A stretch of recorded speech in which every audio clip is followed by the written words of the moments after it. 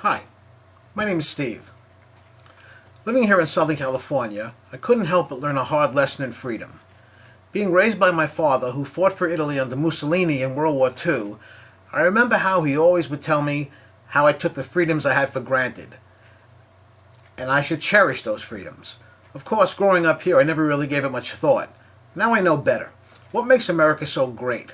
Well, growing up in New York and attending elementary school there, I was taught that America has grown into the most prosperous nation because we were fortunate enough to have a great abundance of minerals, natural resources, and because our rich earth has helped us to grow a great amount of food. Now living here, I realize that isn't the case.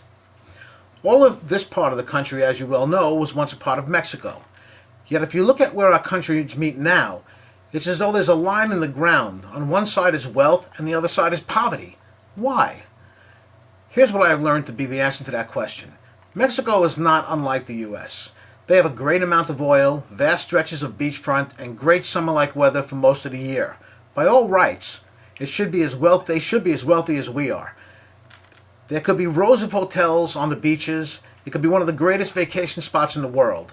The big difference is, that's right, freedom. The one thing that most of us take for granted. It's the most important thing we have. If we're only the minerals and the oil and made us rich, then please explain to me how a country like Japan can have the second or third largest economy in the world, and it's a little island. They're on a rock. They have almost no natural resources. They actually have to import wood to make chopsticks. What they do have is a great amount of freedom. If you want to go into business in Japan, you fill out one small single sheet of paper and you could have a kiosk in a department store the very next day. Take India, for example. One would actually have to dig through up to 15 years of red tape to open a business. At least until recently, that was the case. My wife, who came from England, tried to open a sandwich shop for 3 years, and the city council kept disagreeing with the names that she chose for her store. It was nothing out of the ordinary. They just didn't want that type of hero store because they felt it was too American. I wholly believe that people are the same all around the world. Give any human being freedom and he or she will prosper. It's all about having how much freedom you have that a nation affords its people that can make the difference between wealth and being impoverished.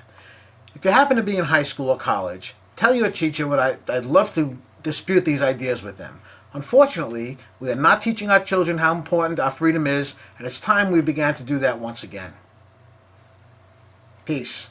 If you want to write to me, here's my email address. Thanks for listening.